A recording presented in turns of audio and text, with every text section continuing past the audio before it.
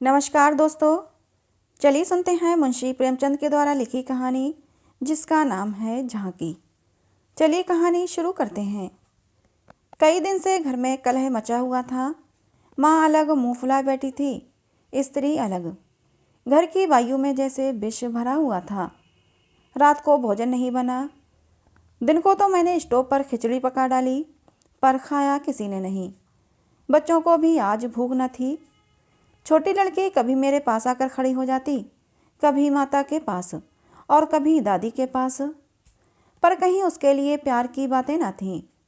कोई उसे गोद में न उठाता था, मानो उसने भी अपराध किया हो। लड़का शाम को स्कूल से आया, किसी ने उसे कुछ खाने को न दिया, न उससे बोला और न कुछ पूछा। दोनों बरामदे में मन मारे बैठे हुए थे और शायद सोच रहे थे, घर में आज क्यों लोगों के हृदय उनसे इतने फिर गए हैं। भाई बहन दिन में कितनी बार लड़ते हैं, रोना पीटना भी कई बार हो जाता है, पर ऐसा कभी नहीं होता कि घर में खाना ना पके या कोई किसी से ना बोले। ये एक ऐसा झगड़ा है कि 24 घंटे गुजर जाने पर भी शांत नहीं होता। ये शायद उनकी समझ में नहीं आता था। झगड़े की जड़ कुछ न थी। अम्मा ने मेरी बहन के घर तीजा भेजन के लिए जिन सामानों की सूची लिखवाई, वो पत्नी जी को घर की स्थिति देखते हुए अधिक मालूम हुई। अम्मा खुद समझदार हैं। उन्होंने थोड़ी बहुत तो काट छाट कर दी थी, लेकिन पत्नी जी के विचार से और काट छाट होनी चाहिए थी। 5 साड़ियों की जगह 3 रहें तो क्या बुराई है। खिलौने इतने क्या होंगे, इतनी मिठाई की क्या ज़रूरत। उनका कहना था, अब रोजगार में कुछ मिलता नहीं, दैनिक कार्यों में खींचतान करनी पड़ती है। दूध घी के बजट में तकलीफ हो गई तो फिर तीजे में क्यों इतनी उदारता की जाए। पहले घर में दिया जलाकर तब मस्जिद में जलाते हैं। ये नहीं कि मस्जिद में तो दिया जला दें और घर अंधेरा पड़ा रहे।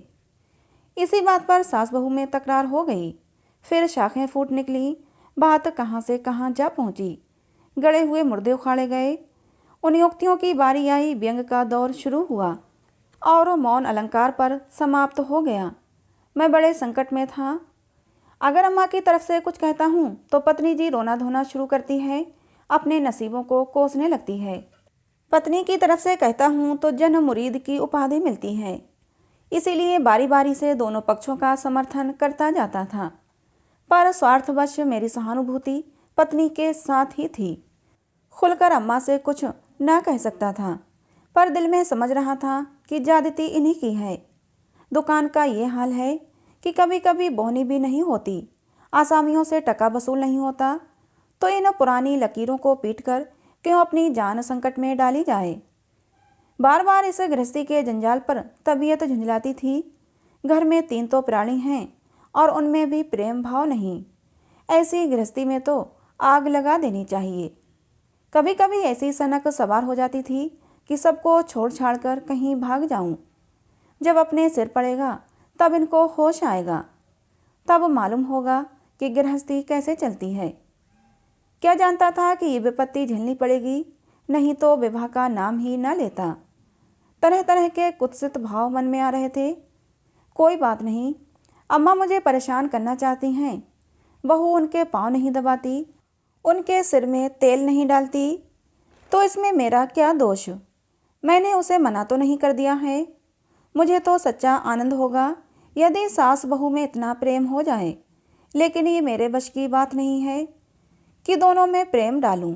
अगर अम्मा ने अपनी सास की साड़ी धोई है, उनके पाँव दबाए हैं, उनकी घुड़कियाँ खाई हैं, तो आज वो पुराना हिसाब बहू से क्यों चुकाना चाहती हैं। उन्हें क्यों नहीं दिखाई देता कि अब समय बदल गया है। बहुएं अब भयवश सास की गुलामी नहीं करती। प्रेम से चाहे उनके सिर के बाल नोच लो, लेकिन जो रौब दिखाकर उन पर शासन करना चाहो तो वो दिन लद गए। सारे शहर में जन्माष्टमी का उत्सव हो रहा था और मेरे घर में संग्राम छिड़ा हुआ था। संध्या हो गई थी, पर घर अंधेरा पड़ा था। मनहूसियत छाई हुई थी। मुझे अपनी पत्नी पर क्रोध आया। लड़ती हो लड़ो, लेकिन घर में अंधेरा क्यों कर रखा है। जाकर कहा, क्या आज घर में चिराग न जलेंगे। पत्नी ने मुंह फुलाकर कहा, जला क्यों नहीं लेते? तुम्हारे हाथ नहीं हैं? मेरी देह में आग लग गई। बोला, तो क्या जब तुम्हारे चरण नहीं आए थे तब घर में चिराग न जलते थे? अम्मा ने आग को हवा दी। नहीं, तब सब लोग अंधेरे में ही पड़े रहते थे।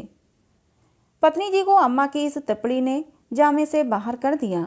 बोली, जलाते होंगे मिट्टी की कुप्पी, लालटेन तो मैंने नहीं देखी। मुझे इस घर में आए 10 साल हो गए। मैंने डांटा, अच्छा चुप रहो। ओहो, तुम तो ऐसे डांट रहे हो जैसे मुझे मोल लाए हो। मैं कहती हूँ चुप रहो। क्यों चुप रहूँ? अगर एक कहोगे तो 2 सुनोगे। क्या इसी का नाम पतिव्रत है? और जैसे परास्त होकर मैं बाहर चला आया और अंधेरी कोठरी में बैठा हुआ उस मनहूस घड़ी को कोसने लगा जब इस कुलच्छनी से मेरा विवाह हुआ था। इस अंधकार में भी 10 साल का जीवन सिनेमा चित्रों की भांति मेरे नेत्रों के सामने दौड़ गया। उसमें कहीं प्रकाश की झलक न थी, कहीं स्नेह की मृदुता न थी। सहसा मेरे मित्र पंडित जयदेव जी ने द्वार पर पुकारा। अरे, आज ये अंधेरा क्यों कर रखा है जी? कुछ सूझती ही नहीं। कहाँ हो? मैंने कोई जवाब न दिया। सोचा, ये आज कहाँ से सिर पर सवार हो गए। जयदेव ने फिर पुकारा, अरे कहाँ हो भाई? बोलते क्यों नहीं? कोई घर में है या नहीं? कहीं से कोई जवाब न मिला। जयदेव ने द्वार को इतनी जोर से झंझोड़ा कि मुझे भय हुआ कहीं दरवाज़ा चौखट बाजू समेत गिर न पड़े। फिर भी मैं बोला नहीं। उनका आना खल रहा था। जयदेव चले गए। मैंने आराम की सांस ली। 12 शैतान टला नहीं, घंटों सिर खाता। मगर 5 ही मिनट में फिर किसी के पैरों की आहट मिली और अब की टॉर्च के तीव्र प्रकाश से मेरा सारा कमरा भर उठा। जयदेव ने मुझे बैठा देखकर कौतूहल से पूछा, तुम कहाँ गए थे जी? घंटों चीखा, किसी ने जवाब तक न दिया। ये आज क्या मामला है? चिराग क्यों नहीं जले? मैंने बहाना किया। क्या जाने, मेरे सिर में दर्द था। दुकान से आकर लेटे तो नींद आ गई और सोए तो घोड़ा बेचकर, मुर्दों से शर्त लगाकर। हाँ यार, नींद आ गई थी। मगर घर में चिराग तो जलाना चाहिए था, या उसका रिट्रेचमेंट कर दिया। आज घर में लोग व्रत से हैं ना, हाथ न खाली होगा। खैर चलो, कहीं झांकी देखने चलते हो। सेठ घूरेमल के मंदिर में ऐसी झांकी बनी है कि देखते ही बनता है। ऐसे ऐसे शीशे और बिजली के सामान सजाए हैं कि आंखें झपक उठती हैं। सिंहासन के ठीक सामने ऐसा फुहारा लगाया है कि उसमें से गुलाब जल की फहारें निकलती हैं। मेरा तो चोला मस्त हो गया। सीधे तुम्हारे पास दौड़ा चला आ रहा हूँ। बहुत तो झांकियाँ देखी होंगी तुमने, लेकिन ये और ही चीज़ है। आलम फटा पड़ता है। सुनते हैं दिल्ली से कोई चतुर कारीगर आया है और उसी की ये करामात है। मैंने उदासीन भाव से कहा, मेरी तो जाने की इच्छा नहीं है भाई, सिर में जोर का दर्द है। तब तो ज़रूर चलो, दर्द भाग न जाए तो कहना। तुम तो यार बहुत दिक करते हो। इसी मारे मैं चुपचाप पड़ा था कि किसी तरह ये बला टले, लेकिन तुम सिर पर सवार हो गए। कह दिया मैं न जाऊंगा, और मैंने कह दिया मैं ज़रूर ले जाऊंगा।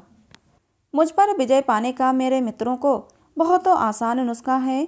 यूँ हाथापाई, धींगा मुश्ती, धौल धप्पे में किसी से पीछे रहने वाला नहीं हूँ। लेकिन किसी ने मुझे गुदगुदाया और परास्त हुआ। फिर मेरी कुछ नहीं चलती। मैं हाथ जोड़ने लगता हूँ, घिघियाने लगता हूँ और कभी कभी रोने भी लगता हूँ। जयदेव ने वही नुस्खा आजमाया और उसकी जीत हो गई। संधि की वही शर्त ठहरी कि मैं चुपके से झांकी देखने चलूँ। सेठ और घूरेलाल उन आदमियों में से हैं जिनका प्रातः को नाम ले लो तो दिन भर भोजन न मिले। उनके मक्खी चूसपन की सैकड़ों ही दंत कथाएं नगर में प्रचलित हैं। कहते हैं एक बार मारवाड़ का एक भिखारी उनके द्वार पर डट गया कि भिक्षा लेकर ही जाऊंगा। सेठ जी भी अड़ गए कि भिक्षा ना दूंगा, चाहे कुछ हो। मारवाड़ी उन्हीं के देश का था। कुछ देर तो उनके पूर्वजों का बखान करता रहा, फिर उनकी निंदा करने लगा। अंत में द्वार पर लेट रहा। सेठ जी ने रत्ती भर परवाह न की। भिक्षुक भी अपनी धुन का पक्का था। सारा दिन द्वार पर बेदाना पानी पड़ा रहा और अंत में वहीं मर गया। तब सेठ जी पसीजे और उसकी क्रिया इतनी धूमधाम से की कि बहुत तो कम किसी ने की होगी। भिक्षुक का सत्याग्रह सेठ जी के लिए वरदान हो गया। उनके अंतःकरण में भक्ति का जैसे स्रोत खुल गया। अपनी सारी संपत्ति धर्मार्थ अर्पण कर दी। हम लोग ठाकुर द्वारे में पहुँचे तो दर्शकों की भीड़ लगी हुई थी। कंधे से कंधा छिलता था। आने और जाने के मार्ग अलग थे। फिर हमें आधे घंटे के बाद भीतर जाने का अवसर मिला। जयदेव सजावट देख देख कर लोटपोट हुए जाते थे, पर मुझे ऐसा मालूम होता था कि इस बनावट और सजावट के मेले में कृष्ण की आत्मा कहीं खो गई है। उनकी वो रत्न जटित बिजली से जगमगाती मूर्ति देखकर मेरे मन में गिलानी उत्पन्न हुई। इस रूप में भी प्रेम का निवास हो सकता है। मैंने तो रत्नों में दर्प और अहंकार ही भरा देखा है। मुझे उस वक्त तो यही याद रहा कि ये करोड़पति सेठ का मंदिर है और धनी मनुष्य धन में लौटने वाले ईश्वर ही की कल्पना कर सकते हैं। धनी ईश्वर में ही उसकी श्रद्धा हो सकती है। जिसके पास धन नहीं वो उसकी दया का पात्र हो सकता है, श्रद्धा का कदापि नहीं। मंदिर में जयदेव को सभी जानते हैं, उन्हें तो सभी जगह सभी जानते हैं। मंदिर के आंगन में संगीत मंडली बैठी हुई थी। केलकर जी अपने गंधर्व विद्यालय के शिष्यों के साथ तंबूरा लिए बैठे थे। पखावज, सितार, सरोद, बीणा और जाने कौन कौन से बाजे जिनके नाम भी मैं नहीं जानता, उनके शिष्यों के पास थे। कोई गत बजाने की तैयारी हो रही थी। जयदेव को देखते ही केलकर जी ने पुकारा। मैं भी तोफैल में जा बैठा। एक क्षण में गत शुरू हुई, समा बंध गया। जहाँ इतना शोरगुल था कि तोप की आवाज़ भी सुनाई न देती, वहाँ जैसे माधुर्य के इस प्रभा ने सब किसी को अपने में डुबा लिया। जो जहाँ था वहीं मंत्र मुग्ध सा खड़ा था। मेरी कल्पना कभी इतनी सचित्र और सजीव न थी। मेरे सामने न बिजली की चकाचौंध थी, न वो रत्नों की जगमगाहट, न वो भौतिक विभूतियों का समारोह। मेरे सामने वही यमुना का तट था, गुलमलताओं का घूंघट मुंह पर डाले हुए।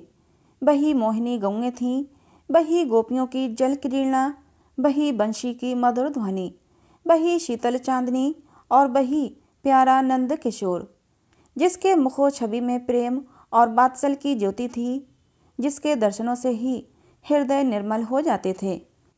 मैं इसी आनंद विस्मृत की दशा में था कि कंसर्ट बंद हो गया और आचार्य केलकर के एक किशोर शिष्य ने धुरपद आलापना शुरू किया।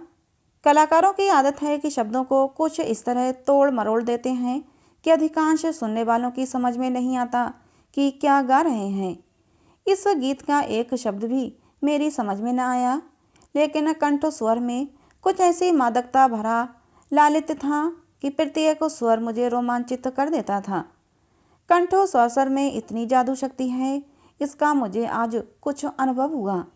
मन में एक नए संसार की सृष्टि होने लगी, जहाँ आनंद ही आनंद है, प्रेम ही प्रेम है और त्याग ही त्याग। ऐसा जान पड़ा, दुख केवल चित्त की एक वृत्ति है, सत्य है केवल आनंद। एक स्वच्छ करुणा भरी कोमलता जैसे मन को मसोसने लगी। ऐसी भावना मन में उठी कि वहाँ जितने सज्जन बैठे हुए थे सब मेरे अपने हैं, अभिन्न हैं। फिर अतीत के गर्भ से मेरे भाई की स्मृति मूर्ति निकल आई। मेरा छोटा भाई बहुत दिन हुए मुझसे लड़कर घर की जमा जथा लेकर रंगून भाग गया था और वहीं उसका देहांत हो गया था। उसके पाशविक व्यवहारों को याद करके मैं उन्मत्त हो उठता था। उसे जीता पाता तो शायद उसका खून पी जाता, पर इस समय स्मृति मूर्ति को देखकर मेरा मन जैसे मुखरित हो उठा।